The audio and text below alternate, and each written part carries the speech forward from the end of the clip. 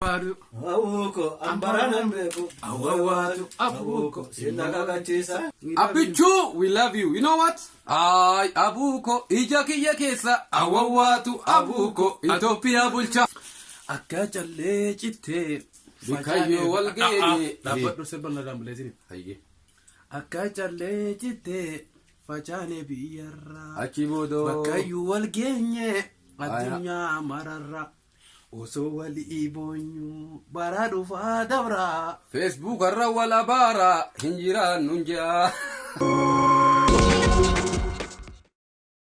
Hello kabajamtoota fi jaalatamtoota ilmaan Oromoo kanneen bakka adda addaa teessanii viidiyoo keenya daawwachaa jirtan akkam jirtan nagaa keessanii fayyaadha kanneen viidiyoo keenya arginillee hundumtuu bakka jirtanitti nageenyi keenya kan kabajaa kan jaalalaa kan onnee keenyarraa burqee isin bira haa ga'u isiniin jecha arallee kabajamaa guddaa tokko isinii binnee dhufneerra guddaadha lamninga guddaadha maqaan kan kee akkuma beekamu Dr. Major General Professor Doctor Tokkicha Baadiyyaa Kasibo hayyee gaariidha akka dhageenyetti tokkichi baadiyyaadha xiinxalaa siyaasaatis jedhama hammam takka dhuga amma gaatana narra kaayisa an xiinxalaa jaalalaati malee xiinxalaa siyaasaati miti jaalala xiinxaltee jechuudha akka ajaa'ibatti malee sirriitti xiinxala jaalala mee jaalala jechuun maali gaa'ee akkasa jaalala jechuun jaalalu malee jaalalti jechuun jaalalu hiikaa biraa jaalati dhugaadha hiikaa biraan qabdu jaalala jechuun waan akka waan sosocho'uu natti fakkaata waan deemtuun barbaadin jaalalti jechuun jaalalu jaalalti siif maali gifti kennaadha jechuudha guddoo sanuu hayyee takkaa jaalalti si qabdee beekteeti anuma reefuun qabdee reefu waan tanoo sonas ta'u osoo yoo dhufteetu silaawatis jaalata kan hin qabne qabdee jirti reefu bineensarraa immoo namarraa si qabditu namarraa na qabdee nama laafuu jira feesbuu jira taa guyyarraa bareeddee dhufte hundi irraa jaalalaa irraa si qabee sakanditti boo kamitti nan qabne bareeddee dura keenya kana akkas taanaan yeroo miliyoona ol waa jaalatteerta jechuudha akka hin beeku akka hin beeku mee jaalalti haala kamiin nama qabuu dandeessu yoo feesbuuka sa'aatii deema fayyadamtee footoo dubrii poostii godhu hunda laag instaagiraam gubbaa dheeyite wiichaat gubbaa dheeyite whatever uuma sooshaal miidiyaa kana gubbaa dheeyite warra poostii nu godhu kana garte kana laallan hunda suma qabdi hoggaa nama qabdi mee mallattoo akkamii fa'aa agarsiiftu yaal tokko isa qabdi sa'aatii deema for onlaayina taa'u laayik godhu laayik bariisu komantii dambayisu profaayilirra waan ati waggaa shanfaa dura poostii goote bar deemanii dhaqanii laayik godhan inuma laafsi kaanii ammaan tana faa nama siqinaa taa'u daran nama halaala jirutti gammadu waa takka fagoo distaansi kasaayibni yoo siinaa see jalaa diddu nama bakka biraa sana yoo jimmisee jiin qofalta jaalalare hiikaan jaalalaa takka tanuma baadhaa beekte mee jecha jaalala jedhamu kana yoo xiqqaate afaan shan iyyaamime afaan shanan san numan beekalle namaa irraa iyyaamure hayyee mee jaalala fiqir baaf afaan arabaati iyyaame afaan arabaatiin jaalala jechuun maal jechuudha afaan arabaa kanaan boon asiin makka jira mariyaati sa'an afaan arabaatiin habiibtii fa'aan beeka boon habiibtiin jaanii jaalala jechuudha afaan arabaatiin jaalala jechuun maal jechuudha atabaas jalatti boodan bara dhengadden gaa feesbuuk irra gabbee afaan somaaliitiin jaalala jechuun maali jee gaafadhe afaan arabaatiin miti gaafadhe namni maal naan jaalan yoo nasumatti dhiisirra gaarii mallattoo jaalalti ittiin beekamtu mee dubarsiisi mallattoo akkana moosi hawwiyyo miciyyoon takka yaa'u ni beekti yaa'u biyya rabaa jirti kana gootii bara kana mee godhiin agarsiisa akka mee tolcha akkana moo awwaansa hin goone bara takka godhiin agarsiisa qaanii mee oo feesbuuk irratti fi jiraameen saniin gabbusee erga malee kamtiin godhe godhi mee harka kan akkana godhi akkana godhan boo akka ijoollee kana mee godhuun beeytanii bakka jirtanii shaakala I think so akkana mallattoon jaalalatti ittiin beekamtu takka taanuma goota biraa jirti hayyee mallattoon emoojii jaalala ibsitu mee mallattoo emoojii jaalala ibsitu gosa lama hundi keessa achi galtee barreessa mee atilee natti takka tamuun sin jiru tana maalin beekama sana kan breek irratti onnee adda cabte tagarre sanbaachi jala kaan akka bulookumaatti itti aan harsantu goonaan adda fixannee jechuudhaan weeltan jechuun jaalala wajjin yaa sanfaa kaanii an baay'ee harkaan itti agarsiisuu irra nama ijaamu وسلام عندي وسلام إبقى بتقدر سلك كذا سنة فودي كان سكر سكر Meeqa أتني قبل سلك تاني جلال nama tokkoon wal jaalattanii rakkoo maallaqaatiif addaan bahuunoo jirti. yoo jaalala dhugaa taate boo Ayee. jaalalti not depending on money Mee jaalalti tun bakka meeqa qoodan tinaa? bakkuma lama de Lama. tan dhugaatii fi tan makijibaati bakka Meeqa eegaa xiinxalaa jaalala taate dura tanteetirraa eegalata nama biraa xiinxaluu dura. mata dheeraa tan eegale gaa Mudannoo jaalalaa. Mudannoo jaalalaa mee mudannoo jaalalaa tante ta dhugaa malee ta kijibaan fedha. reality jechuudha ka irbuun torba olii ta torba gadina qabdu yoon kijibe Ayee. akkasi Eeyyee. iccitiin waasus deema hiyyaan dhaaltanii gartanii ni himna garuu ana qofallee osoo hin ta'in aatillee ni qabda ilma namaa ta'e namni bakka ammaan tanatu jirru kun jiru mudannoo waa'ee jaalalattis ta'e jireenya fi kana keessatti jechuudha jiruu tana keessatti mudannoo goma hedduudhaan ilma namaa kun ni qaba roga jaalalaatiinis ni qabda laayifii jireenya biraa keessatti illee ni qabda namni hundinuu bakkuma adda addaatiin mudannoo jaalalaa ni qaba atis ni qabda. Mee mudannoo jaalalaa tante sanatti himi jaaru. Aga tokkoon raasitu ta yeroo ijoollummaadhaa jira. Ta yeroo ijoollummaadhaa osoo hin ta'in ta yeroo ijoollummaa namni ijumaa fa'aa wal jaalataa ijumaan fa'aa jaalattee miidhuu tana fa'aa bira siigalee arguu fa'aa feeta. Arguu feeteetta. Akka malee mana isaanii kana fa'aa dhedheetaa. Leekoo kan boo hawarri ergete argaa warraa dhiistee ulaa isaanii dura dhaabbataa ooltaati. Dhaabbataa ooltaa. Tumamta fa'aadha. Habar sanuus hin jaaladhan jenne yeroo ijoolleedha. Warri gizee ati ree ijoollee tana gizee fite quraana fa'aa madrasaa fa'aadha dhahinaa miree quraana deemnee qaraanaa miree. So bakkee itti dhaladhee fi bakkee ganda keenya sun baadiyyaa wayiiti.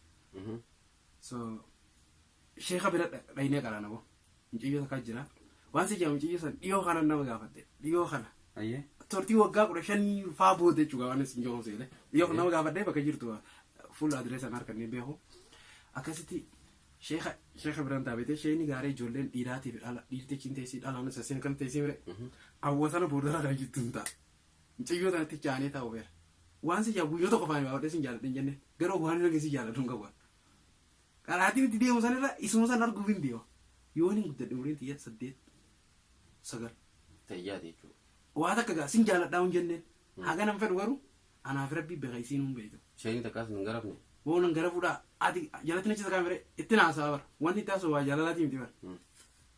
Ati quraana baaftu waan jaa bakka garaatu ati maaliif turtee dhufte faan jaa. Haasuma biraa jechuudha. Waama jaalalaa waliin qabanne si galee. Tanumatti haasoo fayyaa jira kaa shayini kootu rakka baasi jenna gara. Amboru sun waan deeqa bakka so jaalala ijoollummaatitti akkasii jirti. Guddadheetuni. Ana akkuma gaatuu beektu. Mana barumsaa eegaa ni beekta. Akkuma atuu beektu mana barumsaadhaa ani itti baradhe. Mana barumsaa carcar sadarkaa lammaffaa jiraati. Ayyee. So mana barumsaa kana keessatti mana barumsaa kana bara keenya san garte 1998 akka Itoophiyaadha 2006 jechuudha amma 2006-2007 akkana jechuudha. So mana barumsaadhaa san jechuun haaskul aanaa naannoo sanii jechuudha fakkeenyaaf amma aanaa mi'eessuudhaa gammachiis aanaan akkanaa kuni hundi isaanii isa karaan beekta haaskul carcar kana karaan. Carcar namni malee bakka adda addaa dhufee haaskul kana si barataa mire. So akkasumas hojii jiruuti. Mucayyoon takka argee waati dhaloonni isiidha. Isiidha dhabuun fedhu. Haaskul keenya faamilii bira teessee fira jechuun fira isaanii bira teesseeti ciroo karaati. As karaati. Haaskul kana magaalaa teessan tan dhufte. Magaalaa sana karaati. So mana barumsaa kana keessatti wal barree ollaadha sanuu garuu gizee gibbii tan obseen ta'e gabbaa'uun isiidhaan jirtu. Yoo ergaadhaaf shooppa fatti gizee dukkaana fatti ergan gabbaati. Dhalatti hin baatu. Hin taphatu gibbii keessatti taphatti. Ijoolleedha wajjin teessi. Tapha gaama yeroo san taphni maaltu jira amtee guddanne.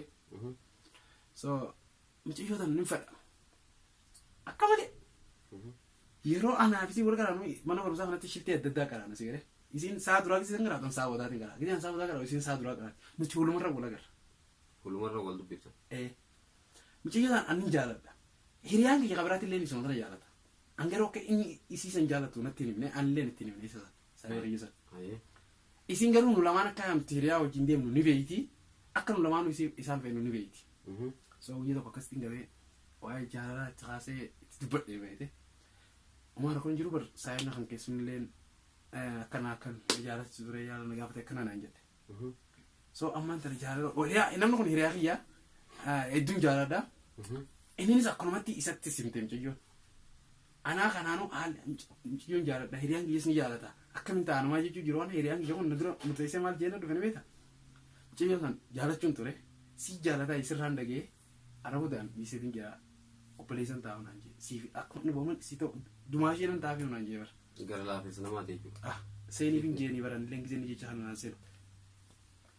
Akkasitti ree maaltu jira ayyeen jeen galatoo hin jeen amma mucayyoo tanaa wajjin akka itti wal arginu jiraare.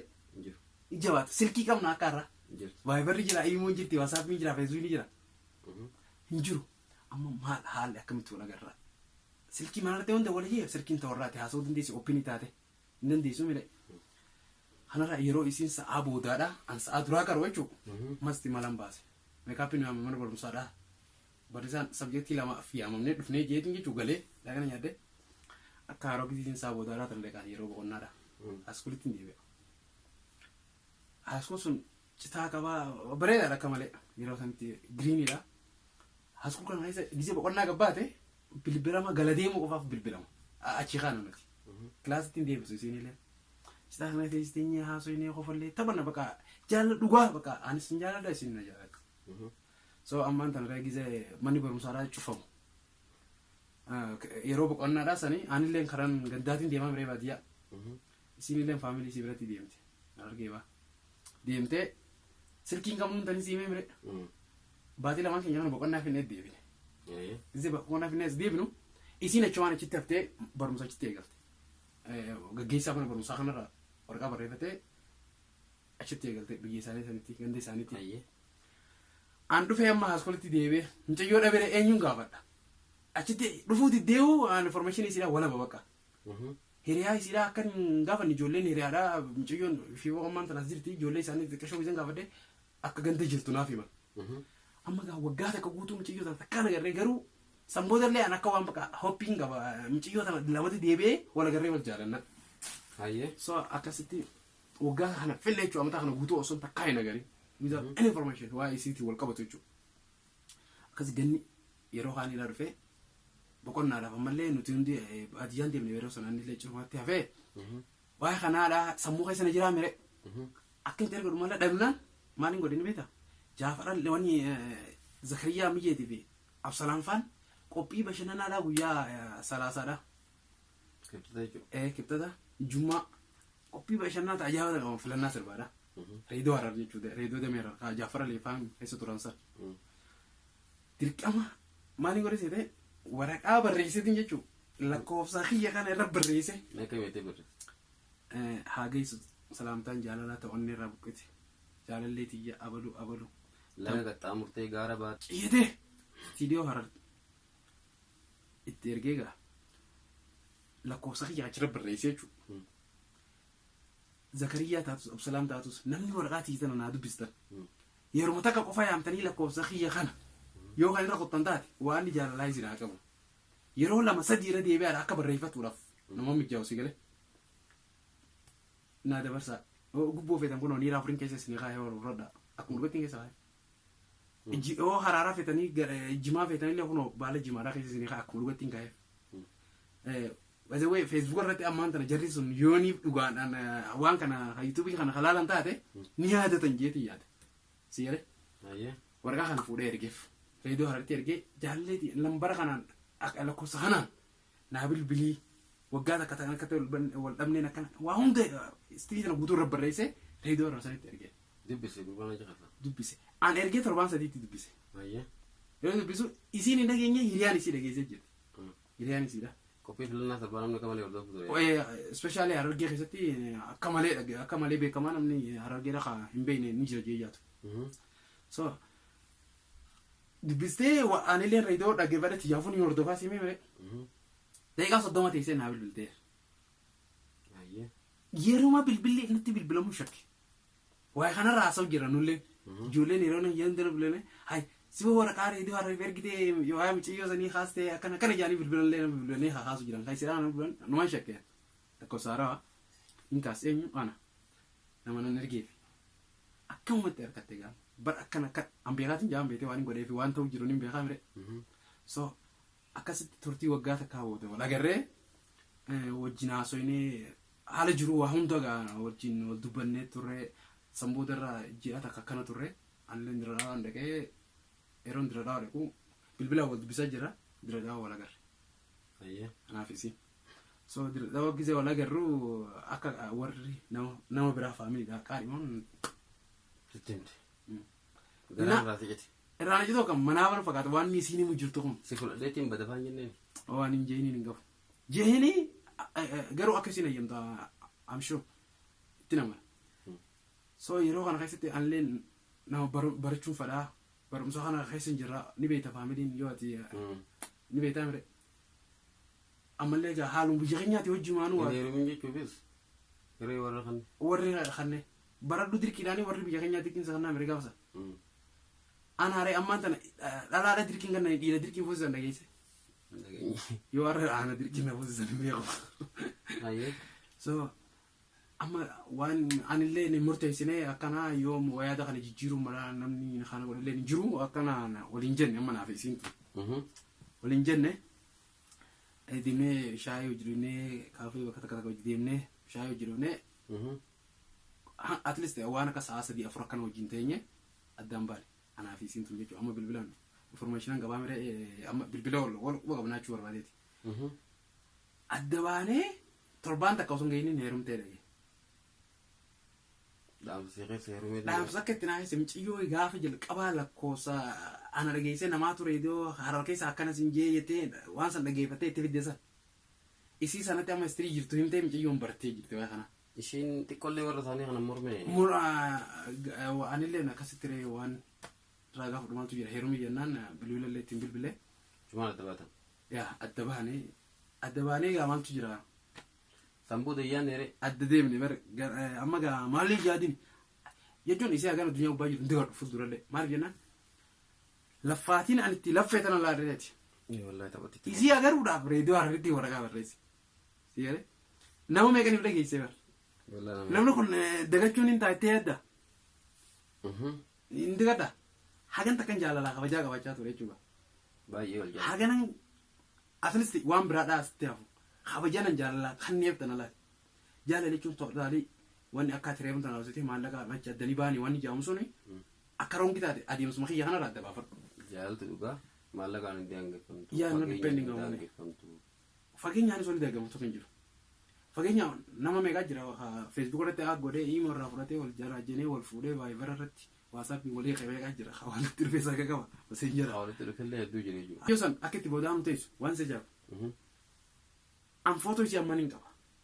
Ayyee. Amma yeroo ammaan tana jiru kanatti picture isiidhaa nin qaba. Akkamittiin qaba ni beekta? Nama naannoo isiidhaa nama beekuun qaba jireenya bakka kana keessa kan hin bareechu. Nama akkana jaamu ni beektaa ijjeetiin gaafadhe. Akka jaabate hariiroo olii qabanii sirriitti beeka. Bakka.